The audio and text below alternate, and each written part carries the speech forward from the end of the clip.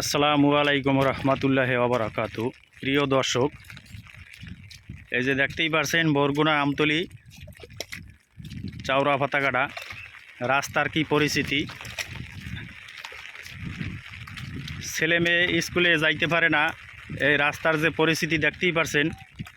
কিভাবে যাইবে? এরকমের যদি রাস্তাঘাট থাকে তাহলে ছেলে মেয়েরা কীভাবে স্কুলে যাইবে? আপনারা দেখতেই পারছেন আমাদের দেশ নাকি সিঙ্গাপুর হয়ে যাবে। শেখ হাসিনা বলছে আমাদের দেশ হইবে সিঙ্গাপুর। এই যে দেখতেই পারছেন সিঙ্গাপুরের রাস্তা, খুবই ভিআইপি রাস্তা।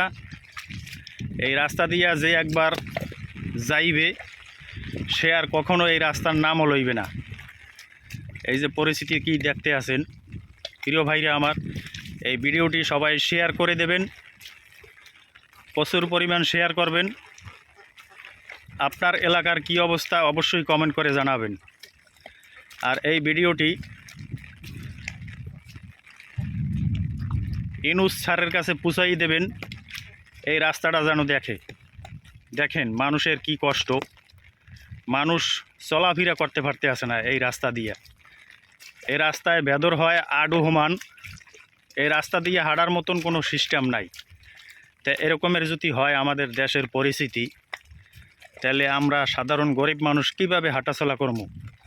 আমাদের কথাই বাদ দিলাম, সাধারণ ছেলে মেয়ে বাচ্চারা কিভাবে স্কুলে যাইবে এই রাস্তা দিয়া? এই রাস্তা দিয়া স্কুলে যাওয়ার মতন কোনো পরিস্থিতি নাই।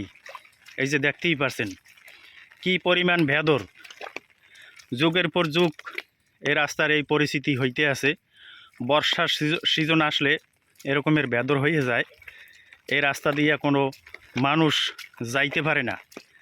তো আপনারা এই যে দেখতেই পারছেন, আপনারা দয়া করে এই ভিডিওটা শেয়ার করবেন,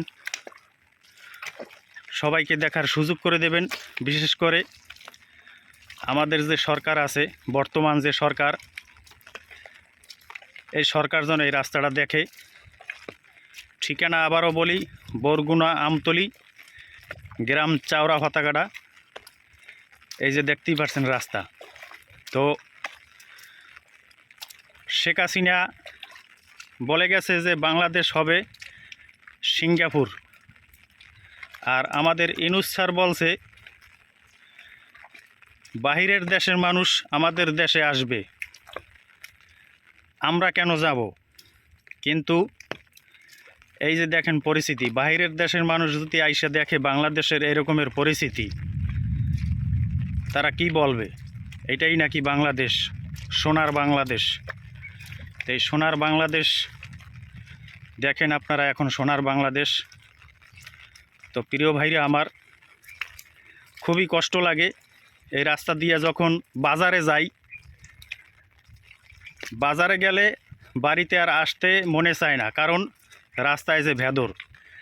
আবার যখন বাসায় ফিরে আসি তখন আর ঘর থেকে বাইরেইতে ইচ্ছা করে না, কারণ এই ভেদর দিয়ে আর যাইতে ইচ্ছা করে না। তো আমরা যে পরিমাণ কষ্ট করি, এরকমের কষ্ট আর ভালো লাগে না।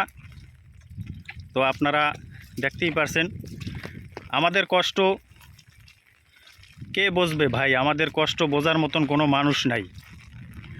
তো সবাই ভালো থাকেন, সুস্থ থাকেন, আর এই ভিডিওটি সবাই শেয়ার করবেন, যাতে আমাদের বর্তমান সরকার দেখতে পারে এই রাস্তার পরিস্থিতি। আসসালামু আলাইকুম রহমতুল্লাহ।